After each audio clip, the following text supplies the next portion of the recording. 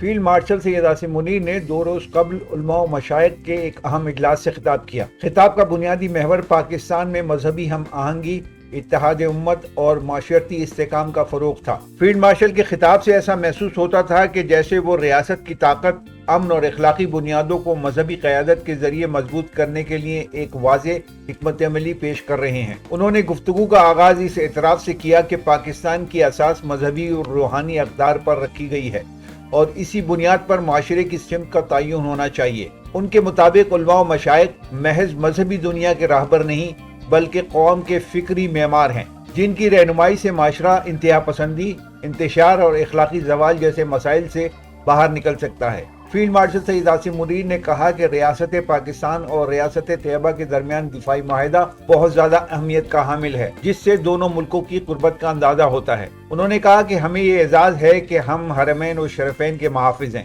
اپنے خطاب میں انہوں نے اس حقیقت پر بھی زور دیا کہ پاکستان کو بیرونی سازشوں، فکری یلغار اور فیک نیوز کا سامنا ہے، جس کے ذریعے عوام کی ذہنی تربیت، اتحاد اور یکجہتی کو کمزور کرنے کی کوشش کی جاتی ہے۔ انہوں نے علماء سے اپیل کی کہ وہ مساجد اور خانقاہوں کو مثبت بیانیے، اخلاقی تربیت اور قومی یگانگت کے مضبوط مراکز میں تبدیل کریں، کیونکہ معاشرتی سمت درست رکھنے میں ان اداروں کا کردار کسی بھی طرح نظر انداز نہیں کیا جا سکتا۔ فیلڈ مارشل نے واضح کیا کہ مذہبی قیادت اگر یک زبان ہو جائے تو قوم کبھی انتشار کا شکار نہیں ہو سکتی۔ انہوں نے بین المذاہب ہم آہنگی، فقہی اختلافات کے احترام اور برداشت کے کلچر کو فروغ دینے پر خصوصی طور پر زور دیا اور کہا کہ اختلاف رائے ہر مہذب معاشرے کا حسن ہوتا ہے، لیکن اسے تعصب، نفرت یا دشمنی میں بدلنا قومی نقصان کا سبب بنتا ہے۔ انہوں نے حکومت اور ریاستی اداروں کی جانب سے علماء کے ساتھ مسلسل رابطے، مشاورت اور مذہبی معاملات میں سہولت کاری کی بھی یقین دہانی کرائی ہے۔